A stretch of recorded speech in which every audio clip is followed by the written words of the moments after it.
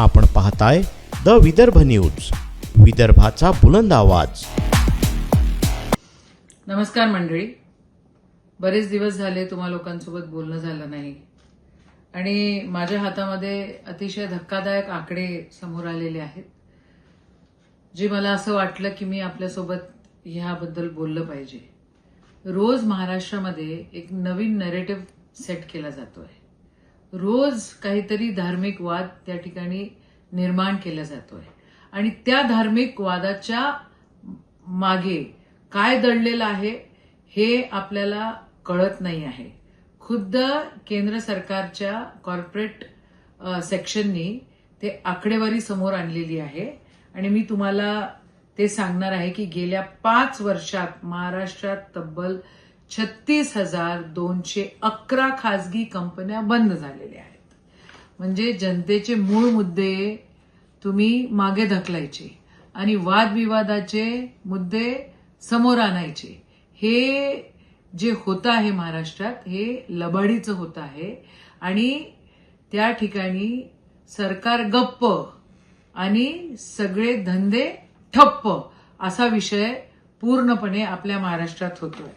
तर महाराष्ट्रातले जी तरुण रोजगारासाठी जे काही आपले तरुण भटकतायत त्यांच्या कानावर देखील हे सगळं पडलं पाहिजे आणि आदरणीय देवेंद्र फडणवीस स्वतःबद्दलचं नरेटिव्ह सेट करत असताना फार पराक्रमी मुख्यमंत्री असं स्वतःला दर्शवत आहेत, फार डेव्हलपमेंटल पॉलिटिक्स करतायत असं दर्शवण्याचा प्रयत्न करतायत, पण वास्तविकता बघा काय आहे. संसदेत केंद्रीय मंत्री हर्ष मल्होत्रा यांनी दिलेले भाषणाचं वास्तव तुम्हाला या ठिकाणी ऐकवते आहे. व्यवसाय सेवा क्षेत्रामध्ये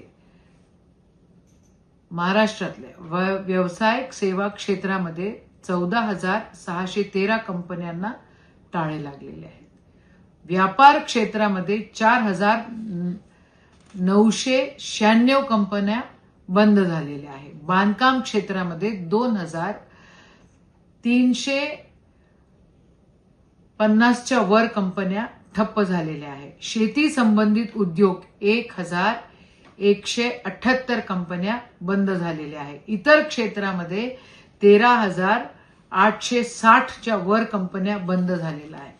महाराष्ट्राचा पाया असणारे उद्योग पूर्णपणे बंद पाडण्याचं षडयंत्र या ठिकाणी मोठ्या जोरात सुरू आहे आणि महाराष्ट्र सरकार असं दर्शवतं आहे की आम्ही मोठं काय काम करतोय, पण फेक नरेटिव्ह आहे. फेक नरेटिव्ह महाराष्ट्र सरकार आदरणीय देवेंद्र फडणवीस साहेब यांचं सरकार सेट करत आहे. महाराष्ट्राची आर्थिक ताकद असणाऱ्या प्रमुख शहरांची अवस्था बघा काय आहे. मुंबई शहरामध्ये 12,009 कंपन्या बंद झालेल्या आहेत. मुंबई शहरात 12,009 कंपन्या बंद झालेल्या आहेत. पुण्यामध्ये 6,433 कंपन्या बंद झालेल्या आहेत.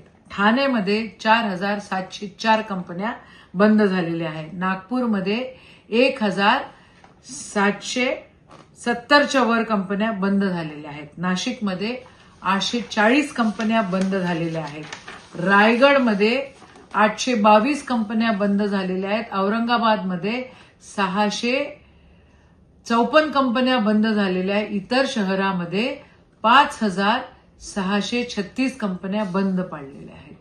एकट्या पुणा, मुंबई आणि ठाणे 23,000 पेक्षा जास्त कंपन्या गायब झालेल्या आहेत.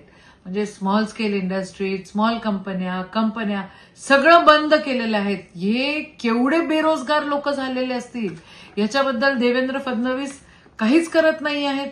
दावोसला जातात, सरकारच्या पैशावर जातात, काय तिथं सह्या मारतात, काय करतात त्यांचं त्यांनाच ठाऊक.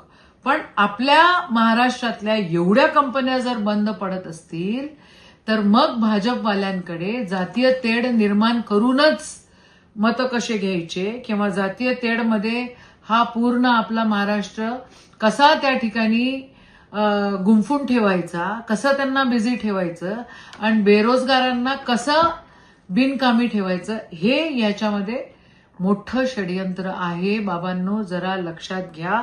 आता वेळ आलेली आहे भाजप आणि फडणवीस सरकारच्या या ठिकाणी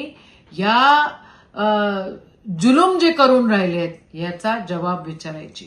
म्हणजे सरकार वाचतंय, म्हणजे रिकामे भांडे कसे आवाज करतात तसं सरकार आवाज करतंय आणि सगळे उद्योग बंद पाडतायत. या सगळ्या गोष्टीचा निषेध आहे आणि हे असह्य गोष्ट या ठिकाणी मी सांगितलेली आहे. हे जे युवक आहेत त्यांनी हे लक्षात ठेवलं पाहिजे आणि याच्यावर खऱ्या अर्थानं विचार केला पाहिजे. जय हिंद, जय महाराष्ट्र.